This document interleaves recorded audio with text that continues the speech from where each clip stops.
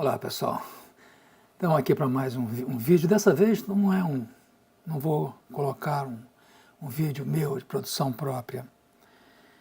Eu vou colocar um vídeo legendado, acho que foi legendado pelos tradutores da direita, e para que vocês reflitam um pouco sobre essa questão de transgênero, né?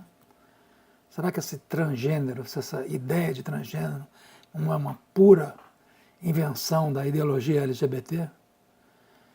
Eu não sei, né? A gente tem que pensar muito, mas esse vídeo é muito esclarecedor a esse ponto. Esse vídeo coloca realmente essa questão de uma forma bem clara. Nós estamos tratando de algo que realmente existe ou de uma ideologia LGBT. Assistam esse vídeo e tirem suas conclusões, né?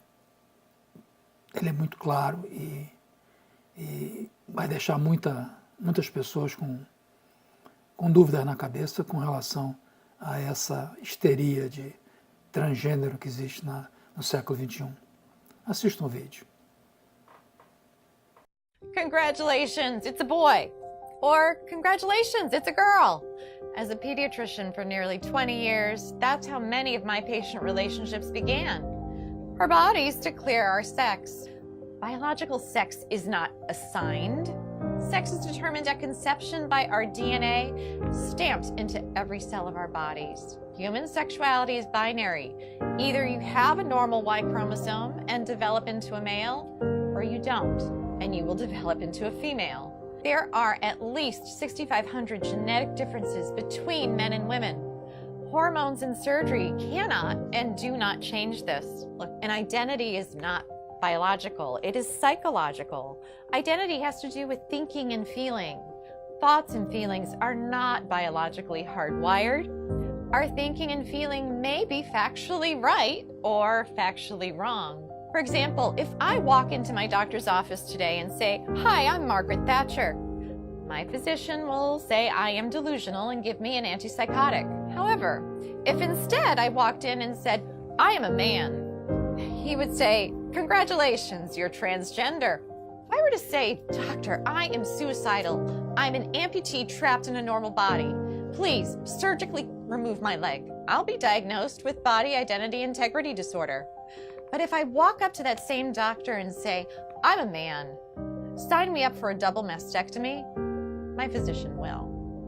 See, according to most mainstream medical organizations, if you want to cut off a healthy arm or a healthy leg, you're mentally ill. But if you want to cut off healthy breasts or a penis, you're transgender. Let's be clear, no one is born transgender.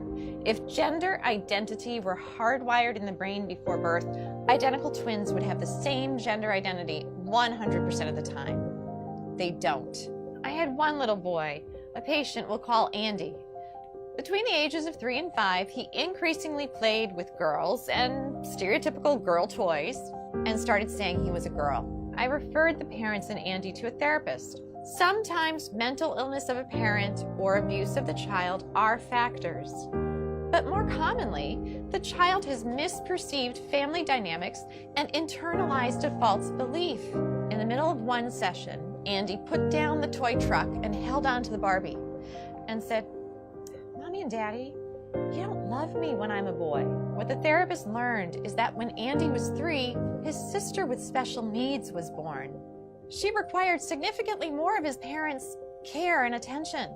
Andy misperceived this as, "Mommy and Daddy love girls. If I want them to love me again, I have to be a girl."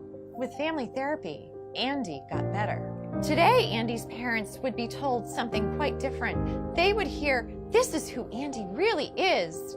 You must change his name, ensure that everyone treats him as a girl, or else he will commit suicide." As Andy would approach puberty, the experts would put him on puberty blockers so that he could continue to impersonate a girl. Experts assure us it doesn't matter that we've never tested puberty blockers in biologically normal children. It doesn't matter that when blockers are used to treat prostate cancer in men and gynecologic problems in women, that they cause problems with memory. We don't need testing. No, we need to arrest his physical development now, or he'll commit suicide. But this is not true. Instead, when supported in their biological sex through natural puberty, the vast majority of gender-confused children get better. Yet, we are chemically castrating gender-confused children with puberty blockers. Then, we permanently sterilize many of them by adding cross-sex hormones. Cross-sex hormones are estrogen and testosterone.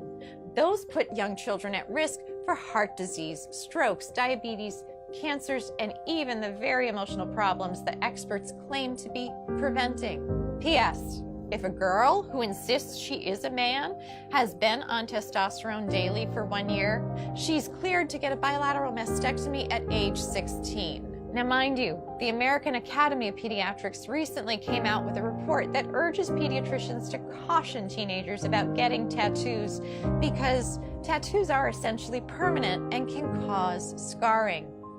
But this same AAP is 110% in support of 16-year-old girls getting a double mastectomy, even without parental consent, so long as the girl insists that she is a man and has been taking testosterone daily for 1 year. Let's be clear, to indoctrinate all children from preschool forward with the lie that they could be trapped in the wrong body disrupts the very foundation of a child's reality testing. If a child can't trust the reality of their physical bodies, who or what can they trust? Transgender ideology in schools is psychological abuse that often leads to chemical castration, sterilization, and surgical mutilation. If that's not child abuse, ladies and gentlemen, what is?